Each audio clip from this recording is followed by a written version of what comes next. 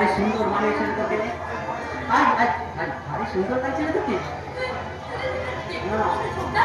তুই কি করে জানি যে শাড়িটা আমার খুব সুন্দর মানিয়েছে? অন্ধ হলো, সে অন্তরের দৃষ্টি দিয়ে আমি তোর শাড়িটাকে কল্পনা করে নিলাম। তুই সুখী হবি রে বোন, তুই সুখী হবি।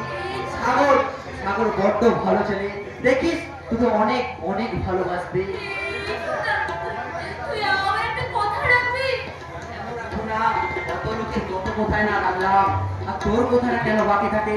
বল প্রতিমা, বল সত্যি কথা। তুই তুফানকে ভুলে এবার নতুন করে বিয়ে কর। বিয়ে? আমি?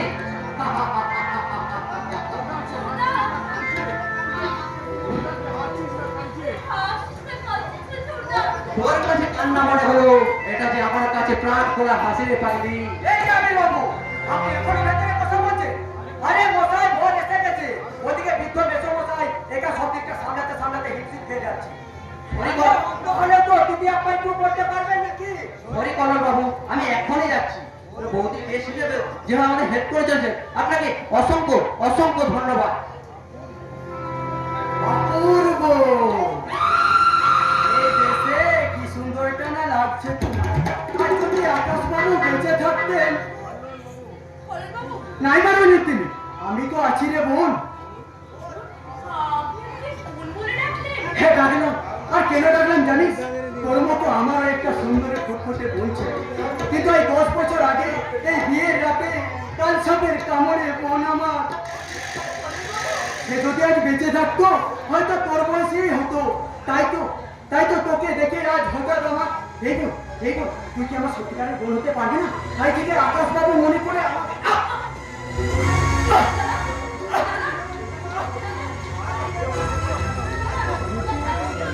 মাঝে ভীষণ যন্ত্রণা।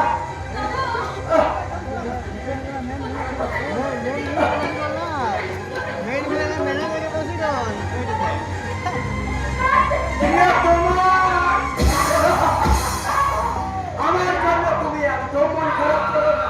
বিয়ের পরে আমাদের ভালোবাসা এমনিই থাকবে চিরকাল।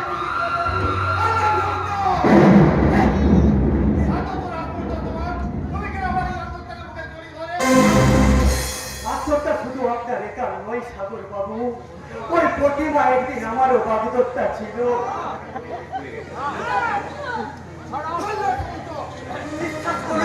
বিশ্বাস করুন, ও আমায় ভীষণ ভালোবাসত, কিন্তু সব ভালোবাসা কি সার্থক হয় সাগর বাবু?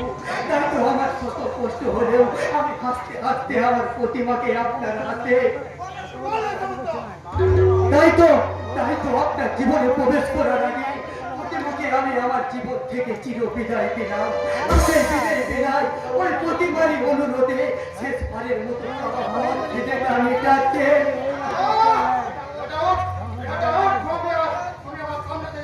যাচ্ছি বুঝে যাচ্ছি, তবে আমার প্রতিমাকে আমি আপনার কাছে রেখে যাচ্ছি।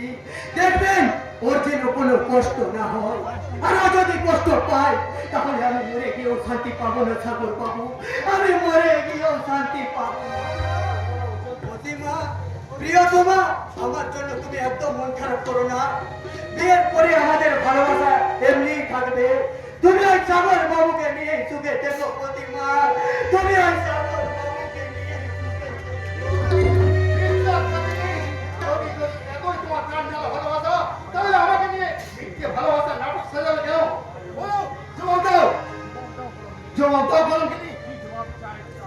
কি আর জবাব দেবে তুমি? তোমার কঠোর অভিসারের দৃশ্য যে আমার চোখে পরিষ্কার হয়ে গেছে।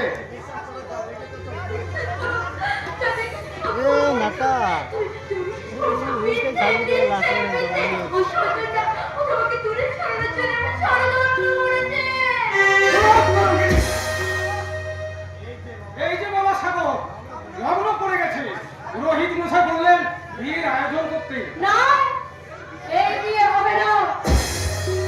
ওই দুশ্চরিত্রা প্রতিমার সঙ্গে আমার দাদার বিয়ে কিছুতেই হতে পারে না। তুমি কি বলছো বৌমা? তুমি কি বলছো?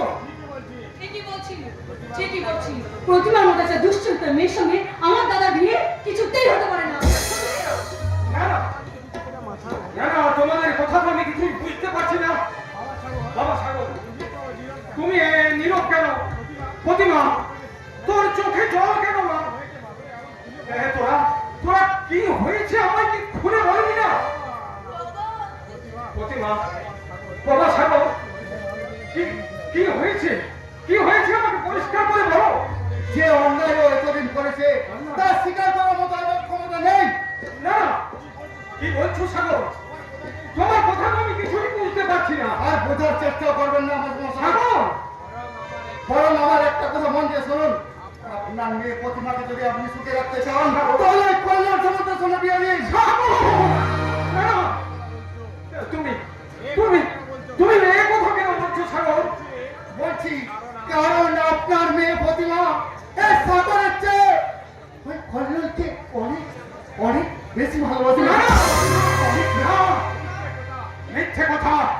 কারো কোনো চক্রান্তকে গ্রাস করে তোমরা আমার মেয়েটাকে ভুল বুঝছো।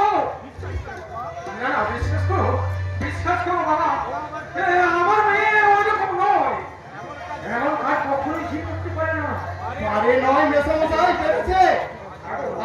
আজ আপনি যদি আমার মতো এসে দেখতেন তাহলে হয়তো আমার চেয়ে আরো উঁচু করে বলতেন, হ্যাঁ হ্যাঁ সব সত্যি সত্যি সত্যি।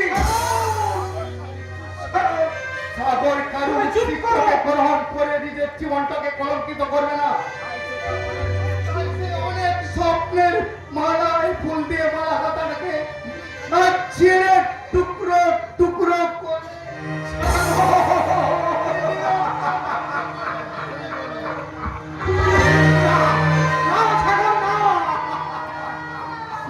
যদি এসেছিলে কেন চলে গেলে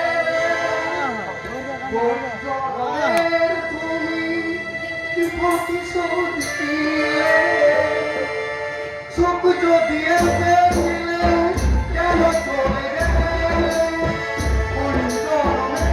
তুমি প্রতিশোধ দিলে ভেঙে গেল ঘর খোলাম যা যাব আমার ভেঙে গেল ঘর খোলাম যা যাব কত আশা ছিল জীবনে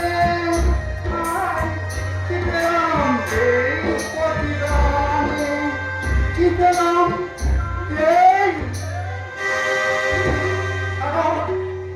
সাগর, যেও না।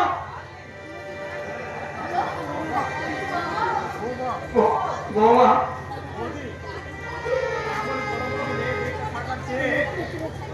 কি বাবা ভয় করছেন যে আপনার মেয়ে এবার লগ্ন প্রশ্ন হবে? না না না না, ভয় পাওয়ার কোনো কিছু নেই। বাবা! প্রশ্ন হবে কেন? বাবা! কেন? আর তার আগে আপনার মেয়েকে গলায় দড়ি দিয়ে টানবে কে? পুরো ডুবিয়ে মেরে ফেলুন। এরকম দুঃসাধ্য মেয়ে বেঁচে থাকার চেয়ে না থাকাটাই অনেক ভালো। ছি, ছি, ছি, ছি, ছি, ছি। এই আমার মতো একটা কলঙ্কিনী মেয়ে বেঁচে থাকার থেকে না থাকাই ভালো। আরে না, তুই চুপ করে মা। তোরা কি আমায় পাগল করে দিবি? বাবা! তোরা কিছুই কি আমাকে জানাবি না? জানতে চেয়েও না বাবা, জানতে চেয়েও না। তুমি এইটুকু জানো। এই অসম্মানের কথাটা আমি তোমাকে কিছুতেই বলতে পারবো না। শুধু এইটুকুই জানো যে ওরা তোমার প্রতিমাকে এই সাগরের কাছ থেকে দূরে সরানোর জন্য এমন ষড়যন্ত্র করেছে বাবা। এমন ষড়যন্ত্র করেছে। তুই চুপ কর। সাগর, সাগর, তোকে ভুল বুঝে গেলাম। আমি তোকে লগ্ন হস্তার হাত থেকে রক্ষা করবো। না। যেখান থেকে যেমন করে পাতেই পারি আমি তোকে উপযুক্ত পাত্র দেখে পাত্র না বাবা, না, না। আজ এই প্রতিমা তার বিয়ে করার স্বপ্নকে চিরে চিরে বুঝে পেল। আর এই বিয়ের গলা খুলে ফেলে সে চিরজীবনের জন্য লগ্ন মন্ত্র হয়ে গেল।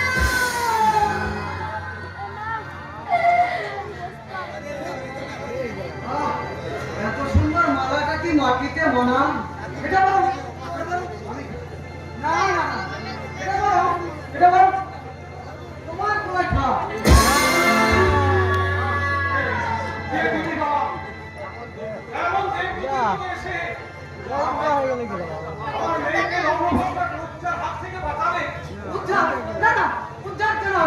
মালাটা যাতে মাটিতে পড়ে নষ্ট না হয়ে যায় এই জন্য মালাটা ওর গলায় পরিয়ে দিলাম।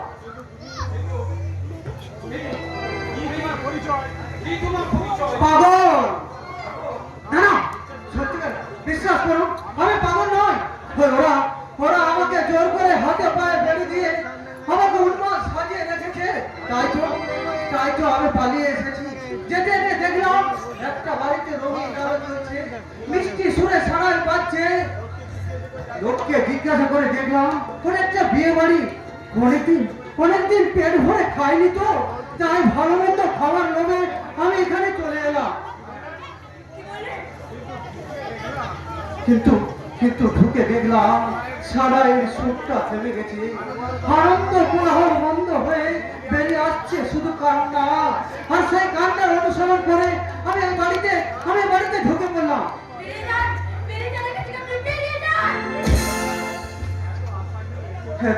হ্যাঁ তো আশা নিয়ে এসো, দুটো পেট ভরে খেতে পাবো না।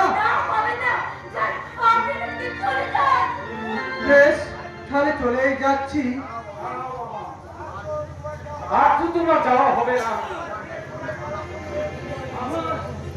আমার মেয়ে তো মাথা পুড়িয়ে তুমি যেমন সুখ দুঃখে ভাগিদার হয়ে গেছো,